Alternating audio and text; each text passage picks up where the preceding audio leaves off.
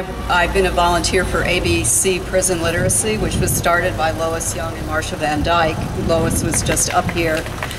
And actually, one of the prisons are a closed and really totalitarian system. As a result, we had a brief period in the 1970s when the courts had made some rulings that made it more easy to remedy problems in the system, but the legal environment has changed substantially so that it is very, very difficult to deal with problems inside the prisons. And they're one of the things that doesn't, well, one of the things I like to say is that when we send people to prison, they are educated there, and the question is, how are we educating them? And right now, we're educating them in arbitrary enforcement of rules, just all sorts of petty injustices, and you wonder why there's a high recidivism rate.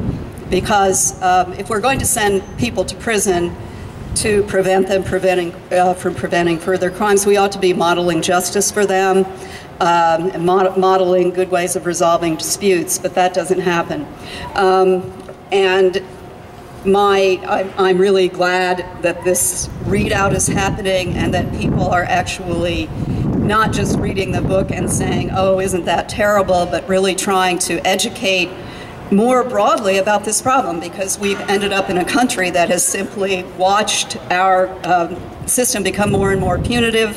Every day the Trenton Times says the legislature has added some time on or created a new crime, and we just say, yeah, don't do anything. And it's really time to take control of this, both the criminal justice, the laws that punish all sorts of drug violations, and also how we handle our prisons, which are the third, I think it's the third biggest budget item in the state, and we don't even have a legislative committee that oversees it. So having said that, I was also going to point out that Lois and Marcia, initially through ABC Prison Literacy, were working with one of the best prisoner literacy programs in the United States, called Learning is for Everyone.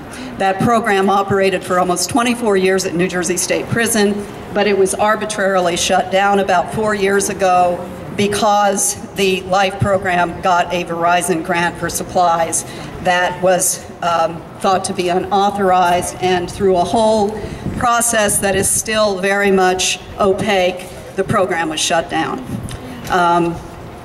And it was a wonderful program in which prisons who were literate were helping other prisoners how to read, learn how to read, and then go on and get GEDs. I've been going to Mercer County Correctional Center to do some poetry work with women who are in prison there, and I'm going to read a poem that was written by one of the women in this class, and then I'm going to read a poem by Jimmy Santiago Baca, who was a prisoner in the New Mexico or Arizona system and learned to read in that prison and then became a prize-winning poet. So this first one is by a woman named Free, who has been at Mercer County Correctional Center. 3 to a bunk, each other got trunks. Every Thursday it's the first of the month. Peoples come and go, we go rockin' orange from head to toe. Take showers with peoples we don't know, ain't no big deal with dropping the soap, but it's a different story when people hang by the rope. I was just jailing with this bitch, her kid's name was Faith, Grace, and Hope, talked about she loved them to death, but when it was packed and bagged, she ran back to the dope. Bitches think I'm cute, so they pass me notes. I ask her charge, murder, she wrote.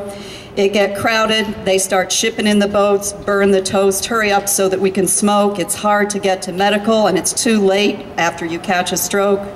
Waiting for bail and mail from you folks, some taking that trip down the road, and some say by the story they told, gay for the stay, hitting tricks for the tray. Code on West Wing, they come running with the spray. One model on the tier, her name is Tracy May, mailing by staying in the mirror all day. People now wanting to be in the Bible all day, not knowing that living for God is living in a better way. And that's a poem by Free.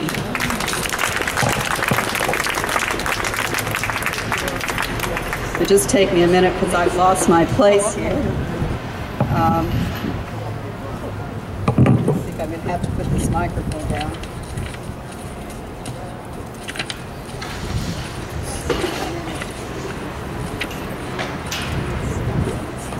So as I said, this is a poem by Jimmy Santiago Baca. It's from his book, Immigrants in Our Own Lands, and selected early poems.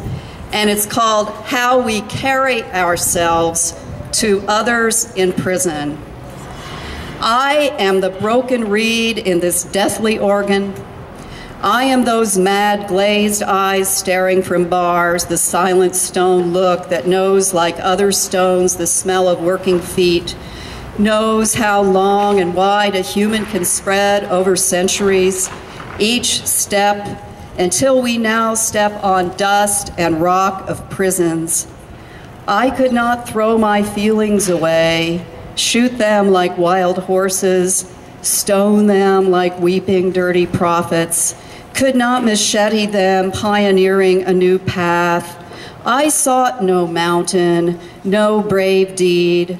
I sought to remain human, to look and feel wind bless me. Chicanos, blacks, whites, Indians, we are all here, our blood all red. We are all filled with endurance and have tasted the blade, smelled the gun's oily smoke of death.